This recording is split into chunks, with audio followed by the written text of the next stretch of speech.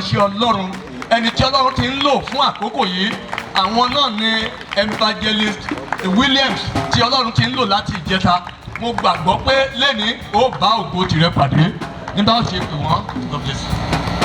Praise the Lord. Hallelujah. Praise the Lord. Hallelujah. Praise the Lord. Hallelujah. Ye the Lord. Hallelujah. Let's have a seat. Ẹ jẹ́ kí a jókòó. Today is the last day of this meeting. Òní yìí ni ọjọ́ tí ó kẹ́yìn nínú ìkórajọpọ̀ wa yìí. I want to start again by appreciating the men of God that are here. Mo fẹ́ bẹ̀rẹ̀ nípa dídúpẹ́ lọ́wọ́ Ọlọ́run fún àwọn ènìyàn Ọlọ́run tí ó wà níbí yìí. All the CAN executives and members in the Laramoki, I salute you, sir.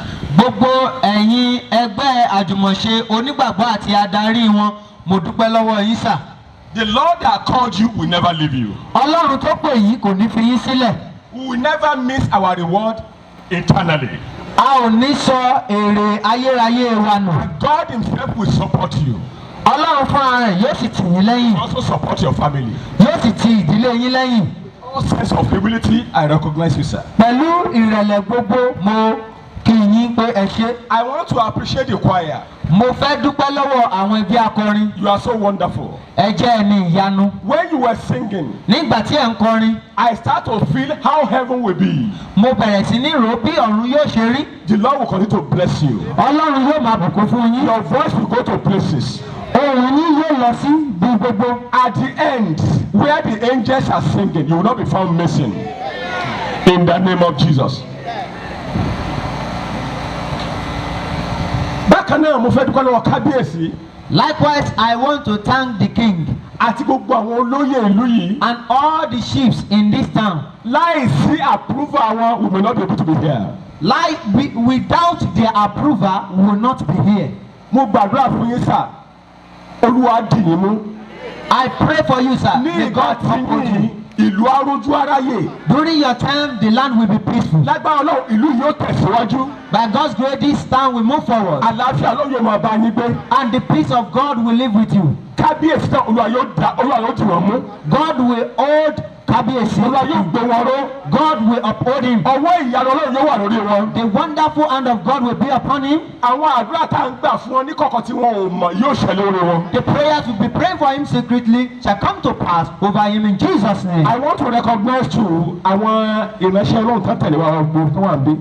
We want to recognize some men of God that came with us from different places. Màá yára kíákíá. Pastor Olúwadẹ̀rọ̀, God bless you. Pastor Joseph from Bonny Camp in Port Harcourt, you are welcome. God bless you, sir. Thank you, sir. Eda Shaolu, God bless you. Thank you, sir. Pastor and Mrs. Samuel, you are blessed. Thank you. Brother Moses, God bless you. Yes, sir. Brother Fisayo, God bless you. Amen. Brother, you are blessed. Amen. Pastor Ojo, you are blessed. Amen. The person, the man of to work back for Aleka, that's Pastor Olorunmodimu. God bless you, sir. Thank you. Ọmọ ìlú ìkan wà tó gbọ́n pa program yìí ó lọ sórí rédíò Positive 1 FM ó sì bẹ̀rẹ̀ sí ó announce program ẹ without taking a penny from us. Olúwa yóò dùnkún fún. Amen. Aṣọ́re Olúwa, that's the title. God bless you. Is he here? God, you are blessed, my brother. Amen. Ara contribution sí program yìí nìyẹn. He went on the radio Positive FM. He announced it free of charge. Kò charge 1 10 kobo. The Lord will bless you. Amen. You will increase in Jesus' name. Amen. Mo fẹ́ fi ẹnìkan hàn wá lálẹ́ yìí. I want to show somebody to us tonight. Láti gbàtà àti ìbẹ̀rẹ̀ wọn rí ààyè láti wá síbí. Since we've started, he did not have the chance to come here. But today, I thank God it's in this gathering. Ṣùgbọ́n lónìí mo dúpẹ́ ó wà ní àwùjọ wa níbí. Àwọn ni olùṣọ́ àgùntàn tó ń ṣojú WOSEM ní French speaking countries. Àwọn ni he is the man of God that is representing WOSEM in francophone countries. You are blessed. That is Pastor Sunday Oludele. Wherever you are, sir, please rise up. I know you are humble. Rise up. Let them recognize you. Let's shout hallelujah. Hallelujah. God bless you, sir. Amen. Gbogbo wa mo kí wa pé àpò rere. All of us, I greet us, congratulations. a ò tí ì rí nǹkan kan lẹ́yìn àgbàdé yìí abẹ́ sí rí ipa We've not seen anything after this revival. We'll be seeing the impact of this revival. so shall it be in Jesus' Bẹ́ẹ̀ name. ni yóò rí ní orúkọ Jésù. Ìlaramọ̀kì Ìlú Ìlaramọ̀kí, Olúwa fún mi lọ́rọ̀ sí yín. God gave me a word for you. Ìjọ tí Olúwa tí mo ti gbọ́ pé tó lọ́la pé ìlú Ìlara ni ìsọjí yìí kan. The time I heard that God spoke to me that Ìlaramọ̀kí is the next city to have this revival. Bí mo ṣe fẹsẹ̀ ka ìlú yìí, Olúwa bá mi sọ àwọn ọ̀rọ̀ kan. As I stepped on this land, God told me some things. Màá sọ díẹ̀ fún yín nípa ẹ̀. I will tell you few about it. Ìlaramọ̀kì jẹ́ ìlú tó ṣe oríire lọ́pọ̀lọpọ̀ níwájú Ọlọ́run. Ìlaramọ̀kí is a town that is very successful in the sight of God. It's a town that God loves specially. I don't know why. Wọ́n jẹ́ ìlú tí Ọlọ́run fẹ́ràn yàtọ̀. Olúwa fẹ́ràn ìlú yìí gidigidi. God loves this town so much, Ṣùgbọ́n kù kínní kan. but something is left. Ẹ ṣera yín nìkan. You should become one. Ẹ dáríjì ara yín. Forgive one another. Ẹ ṣera yín nìkan. Be one. Ẹ dáríjì ara yín. Forgive one another. Ọ̀pọ̀lọpọ̀ àwọn ògo wà tí Ọlọ́run fẹ́ gbé dìde níbí. There are some glory that God wants to raise up from this town. Ọ̀pọ̀lọpọ̀ oríire ṣì ń bọ̀ ní ìlú yìí. There are some good things that are still coming to this town. Ṣùgbọ́n àwọn agbára ẹ̀ṣọ́ kankan wà tí ò jẹ́ ká ètè wọlé. But there is a particular power of disunity that is stopping them from entering. Àwọn ọ̀dọ́ kan wà tó Ọlọ́run fẹ́ gbé dìde lọ́nà àrà lọ́nà ńlá. There are some youth that God wants to raise up in a miraculous way. Sọ́márì ẹ̀ ni wípé ẹ ṣera yín lọ́kan. The summary of it all is that you should be in unity. Ẹ̀ṣẹ̀ kẹ́yẹ tó ń kẹ́ níbo kẹ́ ẹ̀ṣẹ̀ ẹ dáríjì ara yín. No matter the sin that someone might have sinned against you, please forgive such a person. Ẹ gbàgbé nǹkan àtijọ́. Forget things of the past, Kí gbogbo ohun rere tí Ọlọ́run ní fún yìí kó bá ní wàá mú so ìsìn. that good things that God has for this town can come to pass. Olúwa yóò ràn yín lọ́wọ́. May God help you. Olúwa ló ràn yín lọ́wọ́. May God help you. Olúwa ló ràn yín lọ́wọ́. Tell someone that may God help me. Kí á tó lọ máa gbàdúrà fún ìlú yìí. Before we go, I'm going to pray for this town Lónìí, today. iṣẹ́ àkọ́kọ́ tí Ọlọ́run náà fún ìdìbò jẹ́ ẹ. That is the first message God sent me to this town that I Olúwa fún mi delivered. ní ọ̀rọ̀ kan fún gbogbo ayé. God gave me a word to the whole world. The title of today is Jesus, the man of Calvary is coming again. Kókó ọ̀rọ̀ ti àṣálẹ̀ òní Jésù ọkùnrin Calvary ó ń padà bọ̀. Jesus, that man we used to call is someone in Calvary. He has defeated and won in Calvary. But the man of Calvary is coming again. Jésù ọkùnrin Calvary yẹn ó ti ṣẹ́gun Calvary kò sí lórí rẹ̀ mọ́. Jésù yìí tí à ń sọ̀rọ̀ ń pa rẹ̀ ó sì ń padà bọ̀. Ó ń bọ̀ láwọ̀ sánmà. Gbogbo ojú ni yóò rí. Àtàwọn tó gún lọ́kọ̀, àtàwọn tó dé ládé. Ó ń bọ̀ láwọ̀ sánmà.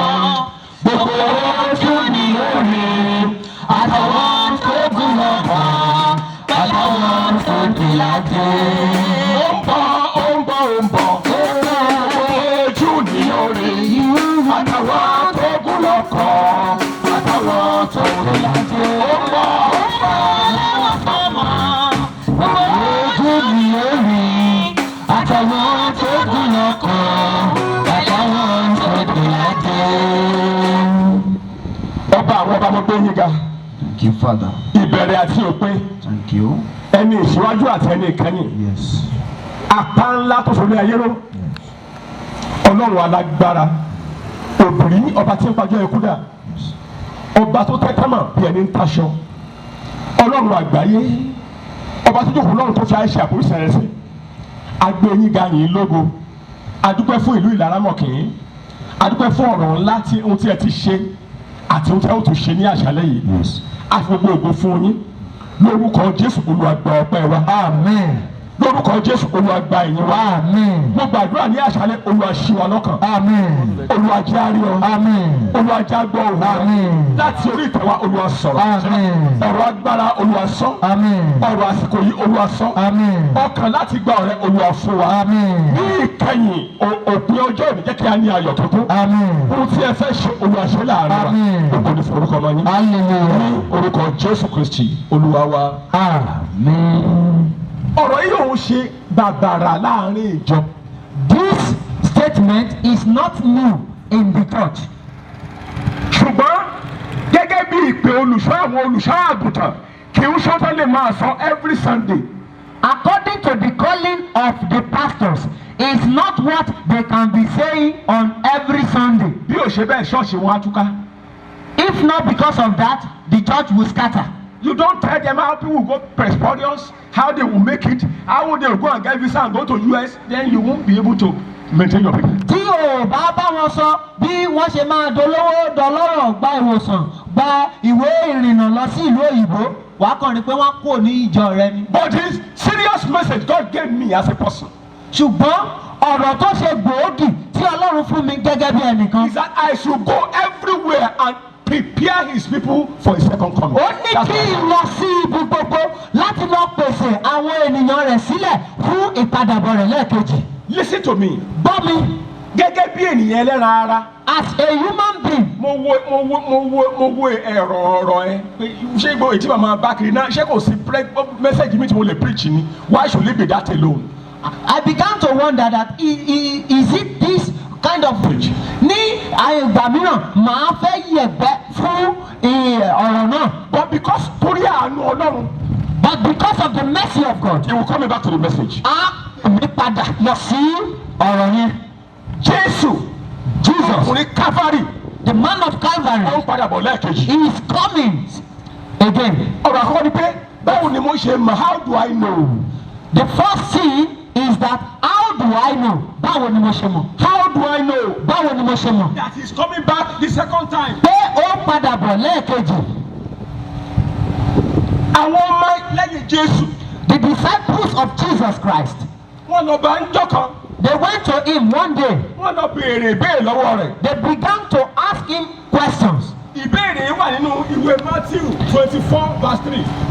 The question is in the book of Matthew chapter 24 verse 3. Somebody should read for us. Matthew 24 verse 3. Dúpẹ́ Sọ fún wa, sọ fún wa. nígbà wo ni nǹkan wọ̀nyí yóò ṣe? Ìgbà wo ni yóò ṣẹlẹ̀? Kí ni yóò ṣe àmì wíwá rẹ Kí ni yóò ṣe àmì wíwá rẹ̀? àti ti òpin ayé? Àti òpin ayé. Jésù sì dáhùn. Ó dáhùn. Ó sì wí fún wọn pé Yes. ẹ kíyèsára kí ẹnikẹ́ni kí ó má ṣe tàn yín jẹ. Bẹ́ẹ̀ni. Nítorí ọ̀pọ̀lọpọ̀ ni yóò wá ní orúkọ mi. What verse are you? 5 sir. Now, stop there. He told them. Ó sọ fún wọn. Then the sign of the sons of man will appear in heaven. Nígbà náà ni àmì ọmọ ènìyàn yóò fi ara hàn. The sign will appear in heaven, yes. Nígbà náà ni gbogbo ẹ̀yà ayé yóò káàánú. God bless you, sir. Díẹ̀. Gbogbo wọn yóò rí ọmọ ènìyàn tí yóò máa ti ojú ọ̀run bọ̀. Táwọn sọ̀rọ̀ bí o. Jésù.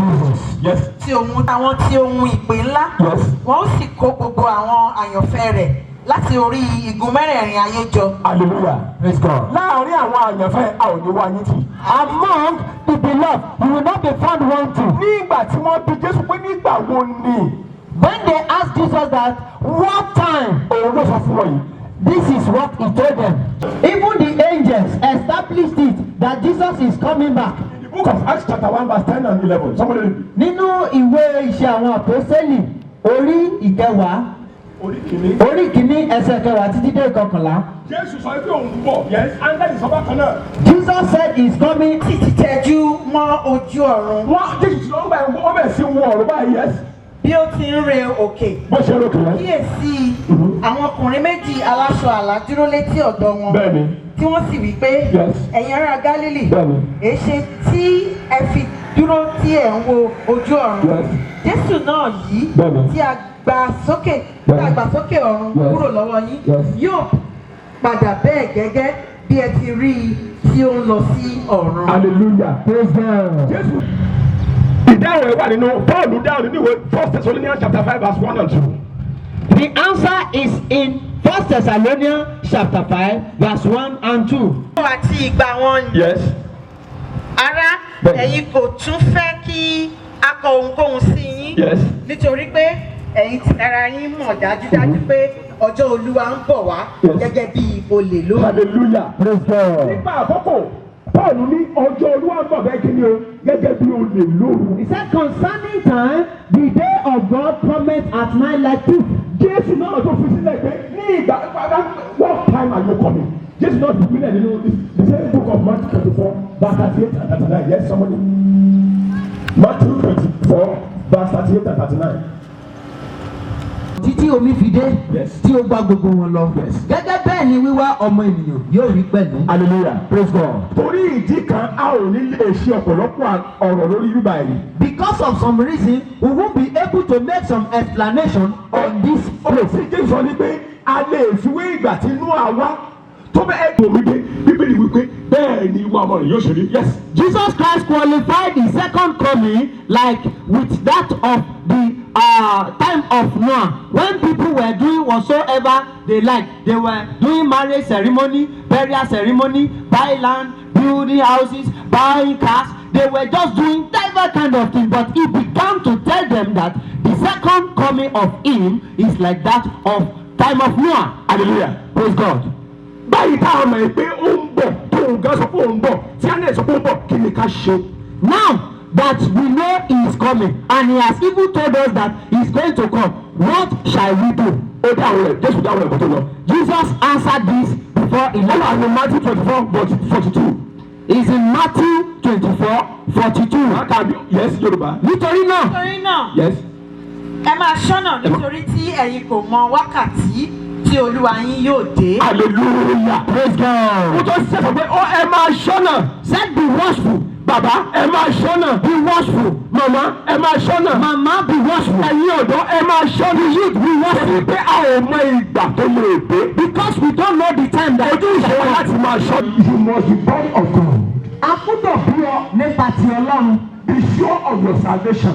Jẹ́ kí ìgbàlà rẹ kí ó dá ọ lójú. 1 John 5:4 tá a fi ṣe àkòrí kìíní tá a fi ṣe àrò ó ní for whoever is born of God overcome the world and this is the people that overcome the world our faith.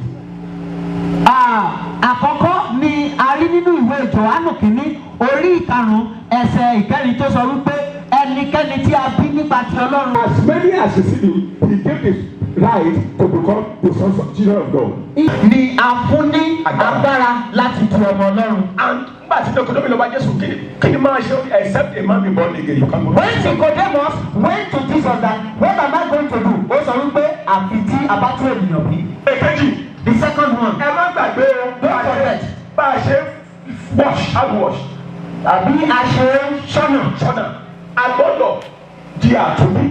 We must be born again. Èkejì. The second one. Build yourself daily in the holy faith. O gbúdọ̀ máa kọ́ ara rẹ ní orí ìgbàgbọ́ tí ó mọ́ jùlọ. Build yourself up in the holy faith.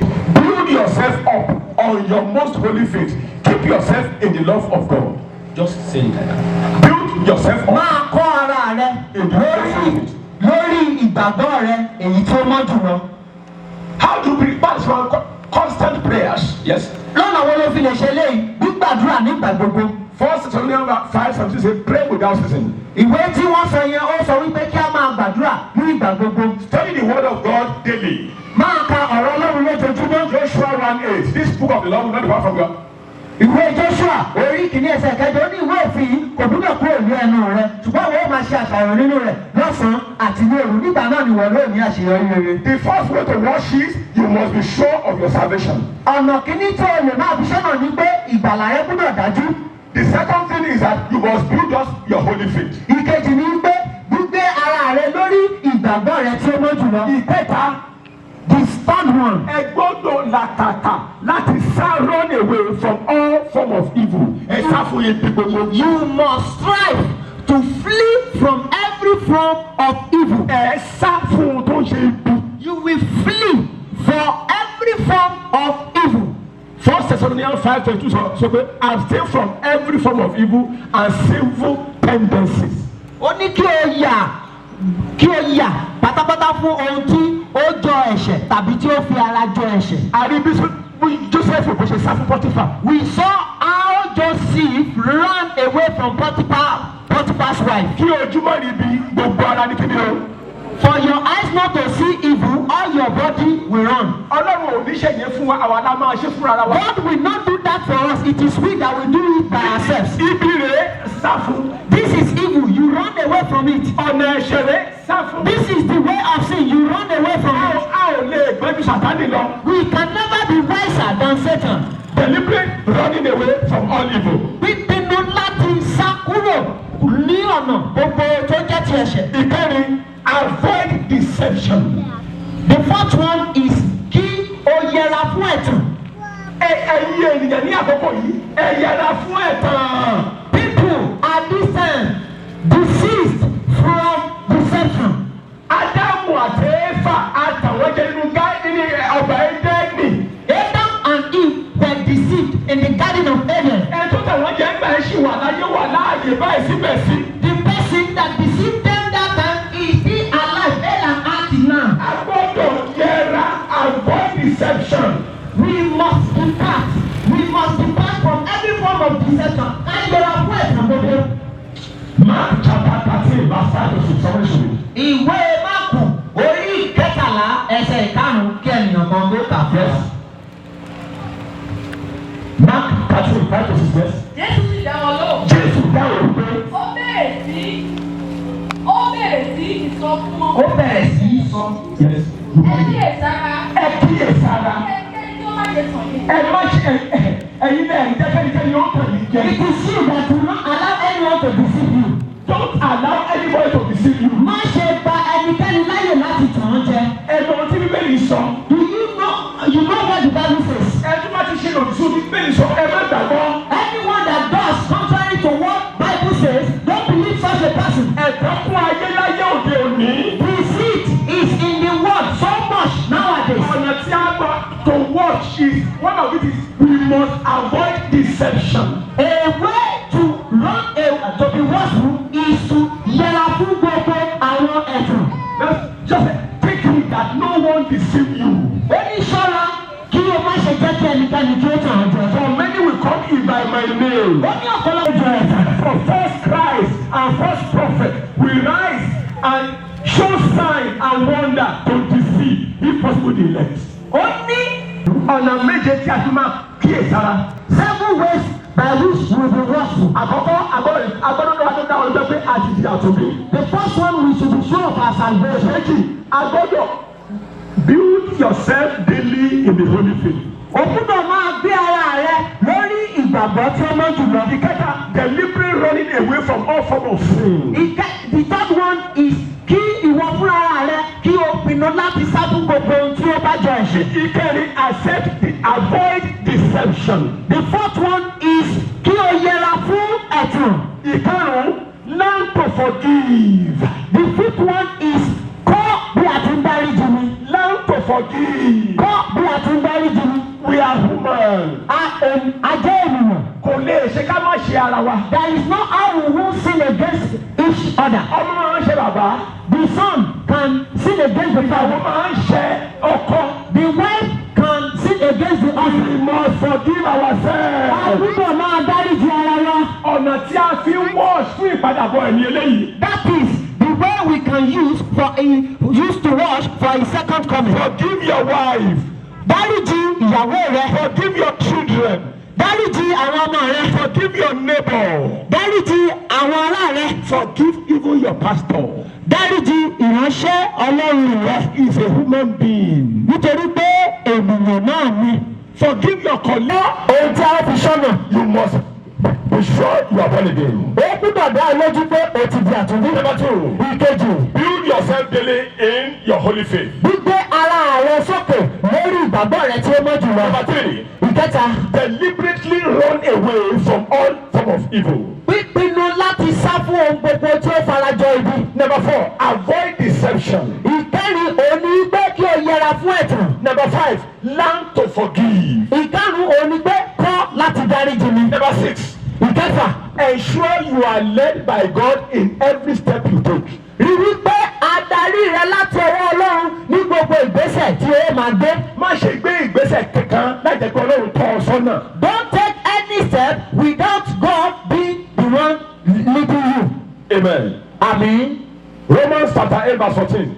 Ìwé Róòmù orí ìkẹjọ ẹsẹ̀ ìkẹrìnlá. For as many as are led by the Spirit of God, they are the sons of God. Ó ní the seventh one. Ìkeje The seventh tó one gbẹ̀yìn rẹ̀ that ends it. is what I call occupy till I come. Ẹ máa òun ni mo pè ní ẹ máa ṣòwò títí èmi yóò fi dé. A ò lè jẹ́ onígbàgbọ́ tó ń ṣọ́nà tó sì ń jókòó. Àwa ní church àjókòó kò sí ẹ̀ta ń ṣe. Wọ́n ń gbé àga ọ̀gbé àga. Wọ́n ń wàásù àbá wàásù. Wọ́n ṣèdáwó kò sí tá à ń ṣe. No, we must occupy till he comes. As a Christian in the church, you must be engaged in every activities of the church. A gbọ́dọ̀ máa ṣòwò títí Jésù yóò fi dé. Olúwa ò pè wá pé káwá sùn. Ìgbàgbọ́ òun kì í ṣe oorun. Lord has not called us to come and sleep. Jesus said, Jésù sọ wípé whosoever desire to follow me, ẹnikẹ́ni tó bá pinnu láti tẹ̀lé mi, let him deny himself jẹ́ kí ó sí ara rẹ̀, and carry his cross kí ó gbé àgbélébùú rẹ̀ daily ní ojoojúmọ́, and follow me. kó sì tẹ̀lé mi. Christianity is not sleeping and waking up. Iṣẹ́ Kìrìsìtẹ́nì kì í ṣe kí a máa sùn kí a máa jí. It's a life of sacrifice. Ó jẹ́ ayé ìfi ara ẹni rúbọ. Gbogbo tá a bá sì ń ṣe Olúwa ní àkọsílẹ̀ rẹ̀. Everything we are doing, God has the record. Má sọ ní kan fún wa kí tó parí. I will tell us a testimony before we end. Ní ìgbà tí a bẹ̀rẹ̀ ministry àti sọ́bí lọ́jọ́ sí pé àwa tí mo wà ń bí a ò ní ìjọ ọ́fíìsì la ní. Ohun tí a máa ń gbọ́ ni pé Olúwa sọ fún wa lọ sílùú báyìí. À mobilize à lọ síbẹ̀. Ṣùgbọ́n àwọn ìjọ ń tì wá lẹ́yìn púpọ̀ lọ́pọ̀lọpọ̀. We said it the first day we started this program that we have ministry, not a church. When we only have a office, in the office God will minister to us that go and organize revival in so place. But the church of God, they are backing us. Ní ìgbà tí a bẹ̀rẹ̀ níbi ọdún mẹ́ẹ̀ẹ́dógún sẹ́yìn. When we started like 15 years ago, ibi tí Olúwa kọ́ darí wa lọ ó jẹ́ orí omi láàárín àwọn ìjọ àti àwọn ìlàjẹ. the first place that God led us to is the riverine area, the Ijo and the Ilaje. ẹ̀ẹ́rì fún wákàtí bíi márùn-ún inú àgbàmì lẹ́mọ̀ wà. You will be moving on water for like 5 hours. Olúwa bá mi sọ mo gbọ́. God spoke to me, I heard it. A sì bẹ̀rẹ̀ abẹ̀sí lọ. We began to move. Ajá àkọ́kọ́ ti máa débẹ̀. The first day we got there, Ọ̀rọ̀ mi jẹ̀ nígbà bí ọ̀rọ̀ òkúta tásọ sínú odò tí ò lè á lọ sí gbogbo bá lọ. Mi ò mọ̀ wá I don't know how to swim.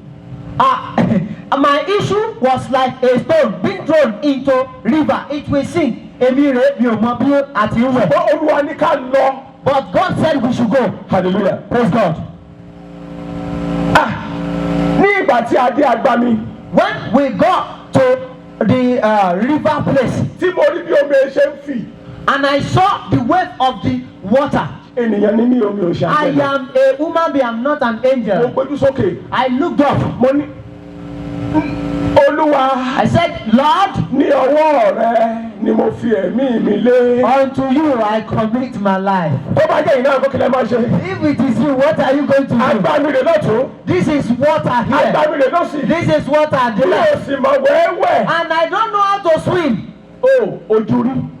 In fact, I have witnessed many things. Ìgbésí ayé ìpè, ìgbésí ayé ńlá ni. The life of calling is a great life. Tí n bá ní kí n sọ ìrírí tapá abẹ, a ò ní kúrò mi lónìí. If I should begin to tell you the experience of that junction, we will not live here today. Ṣé ìgbà tí mo fẹ́ lọ wà lùlù aṣọ báyìí ní táwọn ẹni tí kò dájọ́ lọ́wọ́ òru? Tí jẹ́ wípé mo wà pẹ̀lú ẹ tó ń wọ ọkọ̀ tó ń wò mí lẹ́yìn. Tẹ́ ẹ bá dẹ̀ rí ojú wọn lọ́wọ́ ẹ̀kọ́ náà kó ṣàánú ojú wọn máa ń lé kúrúkúrú ni. When our father wants to go and preach, he was still in the boat, and the boat captain looked at him like this, and the ice, is very strong, and he was afraid. Ní ìgbà tí àwọn Niger Delta táwọn àìlọ operation ṣe pé Nàìjíríà ń mì lórí tiwọn. When the Niger Delta militants were operating, and even that Nigeria herself rose up against them, Ẹ̀yin ènìyàn Ọlọ́run ojú ogun nígbà ẹ̀ fún mi. people of God, it was a war front for me. Olúwa ní kí n lọ.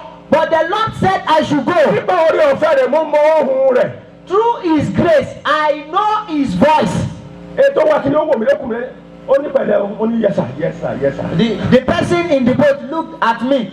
He said, take care. I said, yes sir, yes sir. ìjọ ọmọ àwa ìwé mo ní rárá mi ò rárá mi ò. He said, do you know how to swim? Our father said, no, I don't. mo ra aṣọ lọlẹ̀ kó má tì mí sínú omi. Our father said it gently so that the man will not push him inside the water. ayé ìgbàgbọ́ òun ṣayé jẹ̀lẹ́ńkẹ́ ẹjọ́ bá ń múra láti lọ sílé ológo. A life of faith is not a gentle life if you are ready to go to the glorious home. àbí ìgbà tí mò ń lọ tí mò ń rìn lára ibi yanrìn ibẹ̀ tí èṣù wá tọ̀ mí wá gbé òòrí ẹ ìwọ ó bú mi dáadáa ó fi lé sílẹ̀ lọ́nà ó fi gbogbo tó ní sílẹ̀ ó wá sí ibà oníyẹ̀yẹ́ ènìyàn ni ẹ ṣé àpèsè máa sọ̀rọ̀. Or is it the time I was walking on the sand that the devil came to me and began to abuse me and began to rebuke me that you left your house, you left your children and wife at home and you began to waste your time here. Do you know that it is devil that was speaking at that point in time? lẹ́sẹ̀ kan náà mo gbọ́ ohùn látọ̀rọ̀ wa. Immediately at that instant, I heard a voice from ó heaven. wá ní orin ṣẹ́dá ó wá ní orin ohùn orin. He came through a song, mo gbọ́ mo ní àwọn gba eré rẹ̀. said we will receive the nígbà tí reward. Jésù bá dé. When Jesus comes back, ohun tá a ṣe láyé yìí kò gbé àfipamọ́ sọ̀rọ̀. everything we do on earth, it is not a waste. We have kept it in heaven. ó wú ẹ̀yìn omi ògbóró sàtánì mọ́.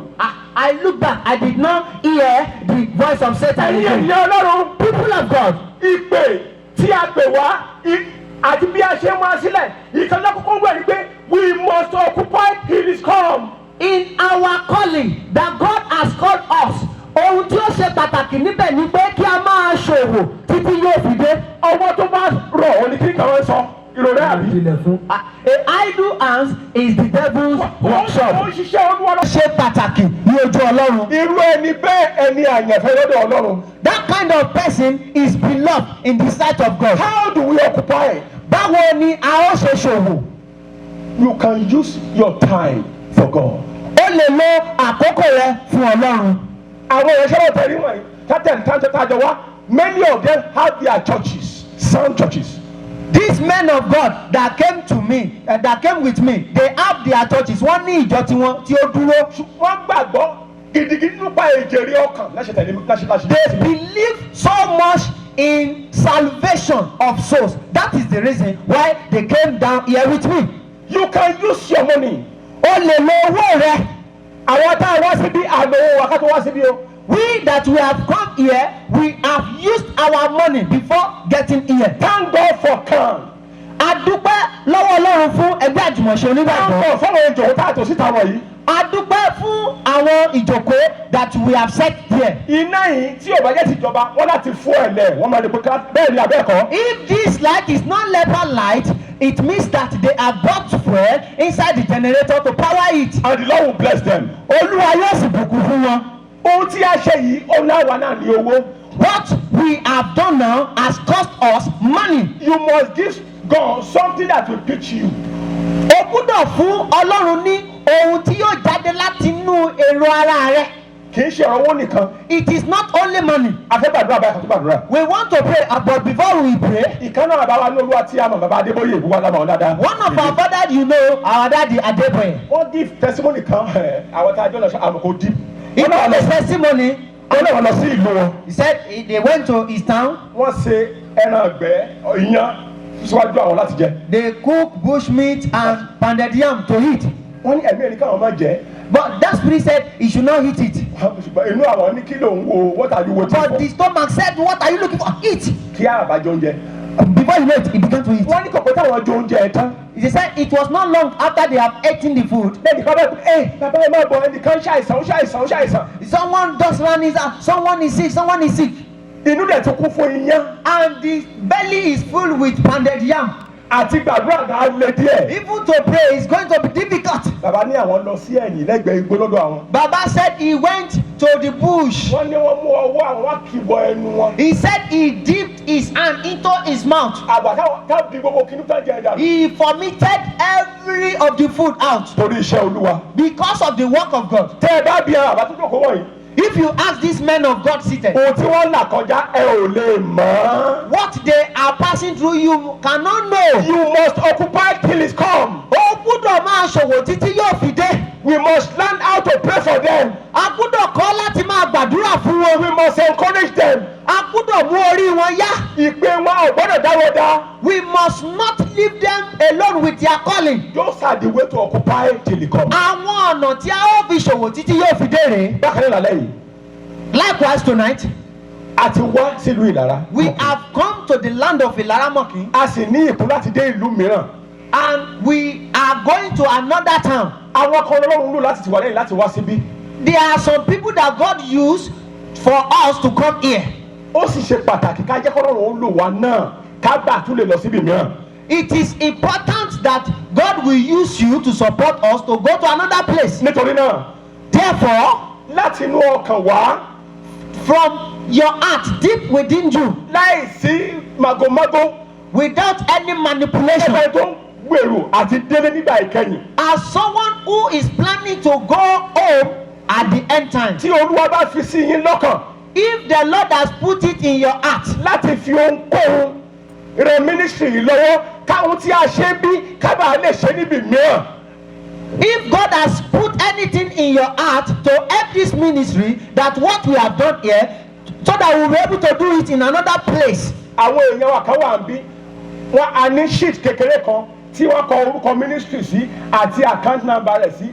We are very free on our own láti gbà á lọ́wọ́ wọn and minister to this ministry. As you do that, God will also bless you. Amen. Àwọn èèyàn wa kan wà níbí tí wọ́n mú ìwé pélébé kan dání, wọ́n kọ orúkọ ilé iṣẹ́ ìránṣẹ́ wa àti nọ́mbà ilé ìfowópamọ́ wa yóò wà níbẹ̀. Wọ́n á fún wa tí o bá ti fẹ́. Tẹ́ bá ti fẹ́ Tí ẹ bá ti fẹ́. ẹ tó ní wọ́n bá fọwọ́ tọ́ If láti God ṣe tells bẹ́ẹ̀. you to do that, you can do that. My brother should rise. Ẹ̀yin arákùnrin mi, ẹ lè dìde kí ẹ mú ìwé náà dání. Hallelujah. Praise God. Whoever kì í ṣe àfipáṣe It is not by force. tí ẹ bá fipáṣe kò ní èrè o. If you do it by force, it does not have a reward. Olúwa ló ní kí n sọ ohun tí mò ń sọ pé mo ti lọ bùkún fún àwọn èèyàn òun á ru àwọn èèyàn tòun lọ́kàn sókè láti ti iṣẹ́ ìlẹ́yìn. He said he has sent me to bless some people. He said I will raise some people to support this ministry. And God will bless you. Olúwa yóò sì bùkún fún yín. Ohun àkọ́kọ́ láti múra sílẹ̀. The first thing to be prepared, You must be sure of your conversion. ìyípadà rẹ ó gbúdọ̀ dá ọ lójú. Number 2, Ìkejì, build up your daily faith in Him. gbígbé ara rẹ lórí ìgbàgbọ́ rẹ tí ó mọ́ jùlọ nínú rẹ̀. Number 3, Ìkẹta, deliberately run away from all form of sin. pípinnu láti sá fún ohun gbogbo tí ó farajọ ibi. Number 4, Ìkẹrin, avoid deception. yẹra fún ẹ̀tàn. Number 5, Ìkarùn-ún, learn to forgive. kọ́ bí a ti ń dáríjì ni. Number 6, Ìkẹfà, ensure you are led by God on every step you take. rí wípé adarí rẹ láti ọwọ́ Ọlọ́run lórí gbogbo àwọn ìgbésẹ̀ tó wà síbẹ̀. Number 7, Ìkeje, occupy till I come. máa ṣòwò títí èmi yóò fi dé. Occupy till I come. Máa ṣòwò títí èmi yóò fi dé. Occupy till I come. Máa ṣòwò títí èmi yóò fi dé. You must examine yourself now. The entry point is salvation. O gbúdọ̀ yẹ ara rẹ wò báyìí. The entry point is salvation. Ọ̀nà àbáwọlé òun ni ìgbàlà. Whoever is not saved, Ẹnikẹ́ni tí Ọlọ́run bá ti gbàlà. ẹni tí Ọlọ́run tí ò bá ní ìgbàlà, Ẹnikẹ́ni tí ò bá ní ìgbàlà. ò bá ẹ̀fọ́ Ọlọ́run ní 1 million kò ṣe ìtàwọ́gbà. Even if you give God 1 million naira, it is not acceptable. Ohun tí Ọlọ́run sọ pé ìwọ ọmọ fi ọkàn rẹ fún mi, that's the first thing. What God is saying is that you child give your heart to me. That is the first thing. That is the entry point. Òun ni ọ̀nà àbáwọlé. Àwọn dìde lórí ẹsẹ̀ wa báyìí. We are going to rise up on our feet Àwọn now. gbàdúrà. We are going to pray. Ẹ̀yin ará Ìlàrámọ̀kín. You people of Ilaramokin, Ti di iṣẹ́ tí Ọlọ́run rán sí yín. God, I have delivered what God has sent me to Bí you. Olúwa ti ń bẹ tí ẹ̀mí rẹ̀ ń bẹ. As God liveth and His Spirit A liveth, fẹ́ ọ̀run àti ayé láti ṣe ẹlẹ́rìí láàrin èmi àti ẹ̀yin. I called heaven and earth as a witness between you We have and shown me. unto you today. I have shown unto you today. Mo ti fi wọ̀nyí lónìí. The way of peace. Ọ̀nà àlàáfíà, The way of blessing. ọ̀nà ìbùkún, The way of joy. ọ̀nà ayọ̀ And the way of death. àti ọ̀nà ikú. I beseech you. Mo rọ̀ wá Choose life. ẹ̀yin oyè. choose life. ẹ̀yin oyè. choose life. ẹ̀yin oyè. that you may live. kí ẹ̀yin kí ó lè yẹ. ó ń bọ́ láwọ̀ sọmọ gbogbo ojú ni yóò rí àtàwọn tó gùn lọ́kọ̀ àtàwọn tó gùn lágbó. ó ń bọ́ láwọ̀ sọmọ gbogbo ojú ni yóò rí àtàwọn tó gùn lọ́kọ̀ àtàwọn tó gùn lágbó. ó ń bọ́ láwọ̀ sọmọ gbogbo ojú ni yóò rí àtàwọn tó gùn lọ́kọ̀ àtàwọn tó gùn lágbó. Gbàdúrà méjì. You are going to pray two prayers. Olúwa. Lord. Má jẹ́ ṣe lásán. Don't let me walk in vain. Ní ìkẹyìn ọjọ́ ayé mi. In the end of my life. Jẹ́ bá ọjọba nínú ògo. Let me reign with you in your gbàdúrà. Sí àmì. Aṣàánú fún mi. God have mercy on me. Mo fẹ́ rí ẹ̀yìn ìgbà ìkẹyìn ayé mi. I want to see you at the end of my life. Mi ò fẹ́ ṣe lásán. I don't want to walk in vain. A ò mú ọkọ̀ wá sínú ayé yìí. We have not brought anything to this life. Ọkàn rẹ fún mi. Give me your heart. Ìwọ ọmọ. You son. Fi ọkàn rẹ fún mi. Give me your heart. Jésù wípé. Jesus said. Àfi tí ẹ bá tó ènìyàn bí kì yóò jogún ìjọba ọ̀run. Ọkàn ní ẹ̀ṣọ́ lẹ́yìn. Wọ́n gbé sí àmì ìtọ́nà ẹ̀ṣọ́. Wọ́n gbọ́ ọkàn mi lọ.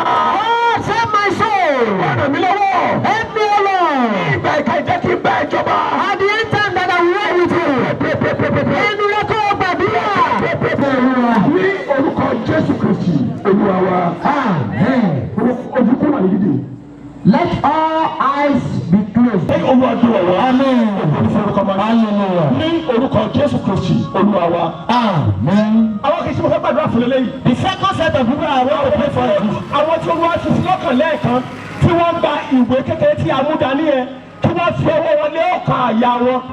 those that God has touched that collected the small leaflet that we announced that time, they should lay their hands on their heart. Àti àwọn tẹ́gbẹ́ wọn ò tí ì gbà ṣùgbọ́n tá a fẹ́ gbà ká fi owó ọ̀tún wọn sí ọkàn tó fẹ́ gbàdúrà fún wọn. And those that everybody there. fọwọ́ kan gbogbo ènìyàn nípa. Ìwọ ni tí a ti dè. You that has been bound, Tá a ní kò sí ọ̀nà fún. that they say can not wait for you again. Ìdè ń já. Your chains are broken. Ìdè ń já. The chain is broken. Ìdè ń já. The chain is broken. Ìdè ń já. The chain is broken. Ìdè ń já. The chain is broken.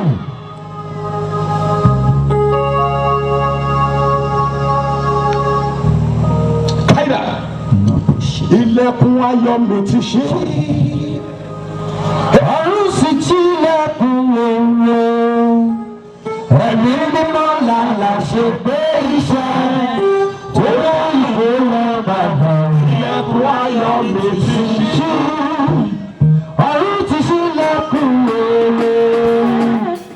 Ẹ̀mí mímọ́ làlà ṣe gbé iṣẹ́. Tó bá ìwé lọ bàbá. Orúkọ Jésù kò wọlé. Amen. Gbogbo ẹ̀mí tó wà lẹ́yìn àìṣọ̀kan.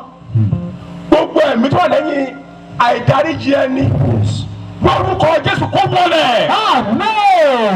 Ìrètí àti dè sókèrè tó jẹ́ ti ìlú yìí. Aṣí ilẹ̀kùn rẹ̀ báyìí. Amen. Aṣí ilẹ̀kùn rẹ̀ báyìí. Amen. Aṣí ilẹ̀kùn rẹ̀ báyìí. Amen. Aṣí ilẹ̀kùn rẹ̀ báyìí. Amen. Aṣí ilẹ̀kùn rẹ̀ báyìí. Amen. Orúkọ Jésù. Amen. Ọmọ ìlú tó wà lókè Olúwa yóò dì wọ́n mú. Amen. Gbogbo ọdún wà nísàlẹ̀ Olúwa yóò gbé wọn gòkè. Amen. Ọlọ́run ní ìpín rere fún ní ìlú yìí ó yóò ṣe rere. Amen. Ọlọ́run yóò gbé wọn dìde. Amen. Ọlọ́run yóò gbé wọn dìde. Amen. Àwọn bàbá kábíyèsí àti àwọn Olúwa yóò dì wọ́n mú. Amen. Ọgbọ́n ìmọ̀ àti Olúwa yóò fi fún wọn. Amen. Agbára tó mú ní kẹ̀yìn síra ẹni àbàwí ní ìlú yìí. Amen. Ogun ẹ̀ kó wọlé. Amen. Ogun ẹ̀ kó wọlé. Amen. Ogun ẹ̀ kó wọlé. Amen. Ẹ̀yin ọ̀dọ́ ìlú ẹ̀bẹ̀ sí dìde. Amen. Ẹ̀bẹ̀ sí dìde. Amen. Ẹ̀bẹ̀ sí dìde. Amen. Ẹ máa gba ipò gíga. Amen. Ẹ máa gba ipò gíga. Amen. Gba ipò gíga. Amen. Tí Ọlọ́run ti ṣe ètò fún ẹ máa débẹ̀. Amen. Ògo ni fọlọ́ lókè ọ̀la. Hallelujah. Gbogbo ẹ̀yin bàbá àbàtẹ́ Olúwa yóò dìde mú. Amen. Káyọ̀ sá kàtàkà. Shikilia barada. Orí àbà kàtó. Masidia Godoli Branaka. Let's be still. Ẹ jẹ́ ká dúró lójú kan. Olúwa sọ fún mi pé ìrìnàṣẹ́ Ọlọ́run kan wà mí. The Lord is telling me that there is a man of God here. Kákò orí àbà kàtà. Mashili Kepali Duraliaga. Ohun tí mo gbọ́ ni pé yẹ ara rẹ wò. What I'm hearing now is that search yourself. Olúwa gbé yẹ ara rẹ wò. The Lord said, search yourself. Kampori Adapa Katuga. Mashikedi Lagomatusia. Is there any hope? The Lord said there is hope. Ṣé ìrètí wà? Olúwa sọ pé ìrètí ń bẹ. The Lord said if you can wholeheartedly break your heart down before me. Olúwa sọ pé tí o bá lè rìn pẹ̀lú gbogbo ọkàn rẹ kí o wó ara rẹ palẹ̀ níwájú mi. And turn back unto me. Kí o sì padà sọ́dọ̀ mi. I will refresh you. Èmi yóò bomi rin ọ́. I will refresh you. Èmi yóò bomi rin ọ́. God is also speaking to a man of God here. Ọlọ́run tún bá ìránṣẹ́ Ọlọ́run kan sọ̀rọ̀ níbí yìí. God said you are toiling. Already you are toiling. Ó sọ wípé òun ṣe làálàá. God said he will help you. Ọlọ́run sọ pé òun yóò ràn ọ́ God lọ́wọ́. said he will help you. Ọlọ́run sọ pé òun yóò ràn ọ́ You lọ́wọ́. will see that help very soon. Wàá rí ìrànlọ́wọ́ yìí gbà láìpẹ́. It shall come to pass. Yóò wá sí ìmúṣẹ. I pray for you, sir. The hands of God will rest upon you. Mo gbàdúrà fún ọ pé ọwọ́ Ọlọ́run yóò wà lórí The rẹ. hands of God will be sufficient unto you. Orí ọ̀fẹ́ Ọlọ́run yóò In tó. the name of Jesus. Lórúkọ Jésù. You will not lose your Lord. O ò ní sọ èrè rẹ nù. Sandra, God is speaking to a man of God here. Ọlọ́run tún bá ìránṣẹ́ Ọlọ́run kan sọ̀rọ̀ níbí yìí. God said, be careful. Ohun tí mo gbọ́ ni pé ṣọ́ra. You will have that. God said, be careful. Olúwa sọ wípé ṣọ́ra. It is well with you. Yóò dára fún ọ. Gbogbo ẹ̀yin choir yóò dára fún yín. Amen. Amen. Tẹ́ ẹ bá ń gbọ́ pàwọn náà ìrọ̀lẹ́ náà máa gbọ́. Amen. Lórúkọ Jésù. Nígbà tí ọ̀gá ògùn bá farahàn, a ò ní wá yín tì. Amen. Nílé ológo àti àwa àti ẹ̀yin, a ò ní pàdánù rẹ̀. Amen. Agbára tí a fi sáré bí èrè. Agbára tí a fi rìn àjò lọ́la gbogbo ojú ẹ̀yìn. Kólúwa kó gbé wọ̀ wá. Amen. Yóò dára fún yín. Amen. Bẹ́ẹ̀ ni yóò rí. Amen. Ó ti rí bẹ́ẹ̀. Amen. Ní orúkọ Jésù Kristi, Olúwa wa. Àmín, àmín, àmín ní orúkọ Jésù. Ilẹ̀kùn ayọ̀ ló ti ṣí. Ọ̀run ti ṣílẹ̀kùn èrè.